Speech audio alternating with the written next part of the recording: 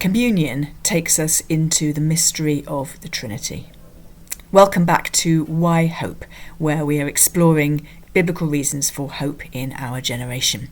This is Season 2, Episode 4, and here we're looking at reconciliation at the Lord's Supper. So last video we spoke about levelling, the radical levelling that happens when we take our places at the Lord's table. And I want to explore that idea a little bit further, or take it a little bit deeper today, as we think about Christian unity, about the unity of the church. Now, I don't know about you, but I think that the Apostle Paul was a man with a pretty big brain, but there is something that he talks about on a number of occasions as a mystery, and if Paul thought it was a mystery, then I reckon it's worth a little bit of our time pondering it. And for Paul, the mystery was the unity of the church. And this he speaks about in Ephesians as being a mystery that was concealed in ancient times, has been concealed for the ages. And in his generation, in that time, following the life, death and resurrection of Jesus Christ, it was finally becoming revealed. And the thing that blows Paul's mind is that Jews and Gentiles, who historically had been at odds, historically had been so different that there could be no sense of them gathering together to worship or having much in common at all, really. That historical division of Jew and Gentile being united, being healed within the church. And that is, for Paul, a great mystery and a wonder. And this is why in 2 Corinthians 5 he says these extraordinary words that we could spend a week pondering on. In Christ, God was reconciling the world to himself. Now, initially that sounds like that is a reconciliation between me and God that Jesus Christ is bringing about, and for sure that's part of it. But of course, if I am being reconciled to God, and the person next to me is being reconciled to God, and the person on this side of me is being reconciled to God, then we cannot fail but to encounter ourselves at the presence of the Lord, in the presence of the Lord, at his feet, and therefore to be reconciled to one another. And so it's important that we understand Christian unity, reconciliation, as not a kind of a secondary outworking of the gospel, that Jesus came to die for my sins, I accept him as my Lord, I am reconciled with him, and now I'm going to be a nice person and be nice to people around me. That is weakening the deep mystery that Paul meditates on, and the deep mystery that is the fundamental unity of the church.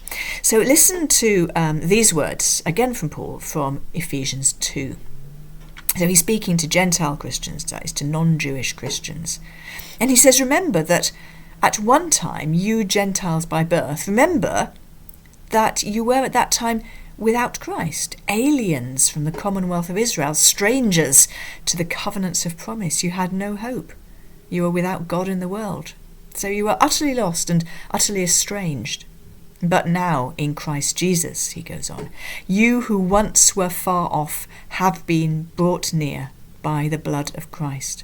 I'll pause, I'm going to read on in a moment, but it is the blood of Christ that causes, that brings about this unity. This is not something we opt into or out of, depending on how we feel and how faithful or good we want to be. Reading on, for he is our peace. In his flesh he has made both groups into one, and has broken down the dividing wall that is the hostility between us. He has abolished the law with its commandments and ordinances. Listen again, that he might create in himself one new humanity in place of the two, thus making peace, and might reconcile both groups to God in one body through the cross. So the cross brings about Christian unity. The cross brings about reconciliation of humans as well as reconciliation of humans with God.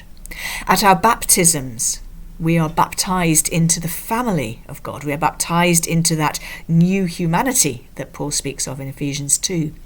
And every time we take communion, we renew our commitment to that family. As we renew our covenant in the way that I was speaking about in a previous video, so we renew our baptismal vows, we renew our place within the family of God.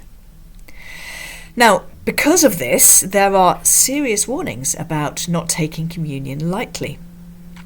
First of all, from Jesus, who isn't explicitly speaking about communion, but Paul then draws upon these words. So in Matthew 5, Jesus says this: "When you're offering your gift at the altar, if you remember that your brother or sister has something against you, leave your gift there before the altar and go and first be reconciled to your brother and sister, and then come and offer your gift."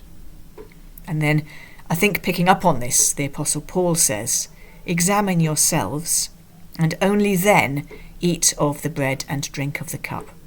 For all who eat and drink without discerning the body eat and drink judgment against themselves. All who eat and drink without discerning the body of Christ. All who eat and drink perhaps without acknowledging that we are part of a body, that imagining that it's just a me and God transaction. Or all that eat and drink perhaps without appreciating the healing that may be necessary before they come to the Lord's Supper." There's challenging words there, and if the Holy Spirit is challenging you through that, then you mustn't ignore it.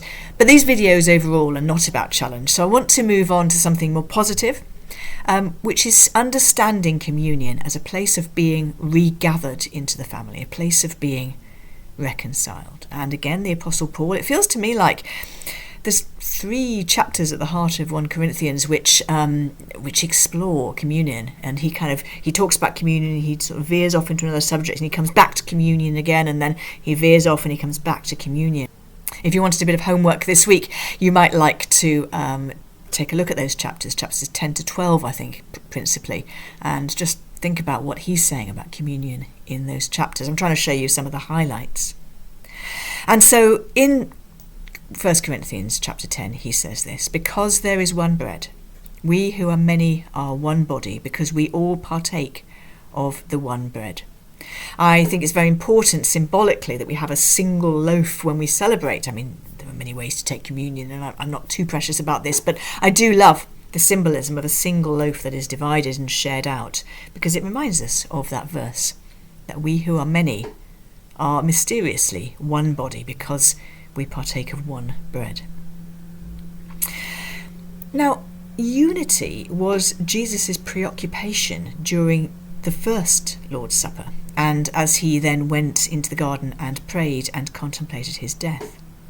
So in John 13, this is at the table with his disciples. John doesn't describe the communion act, but he does talk about the Lord's Supper on the day before Jesus died.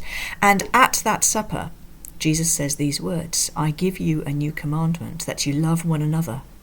Just as I have loved you, you also should love one another."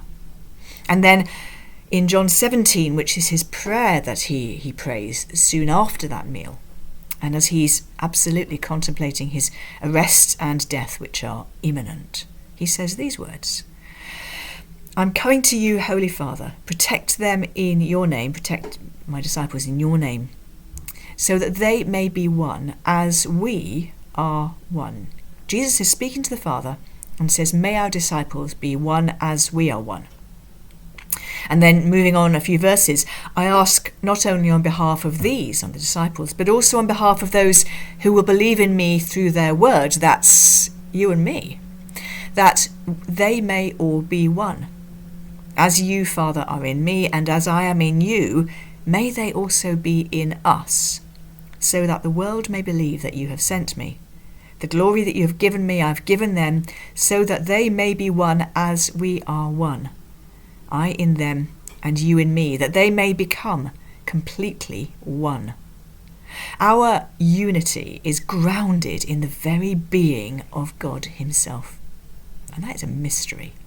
And so when we take communion, once we have made steps towards being reconciled with anyone who has a grievance against us, when we then gather at the Lord's Supper, we reaffirm that unity, and in some extraordinary and mysterious way, we are reflecting the very being of God himself. And that is why we can have hope.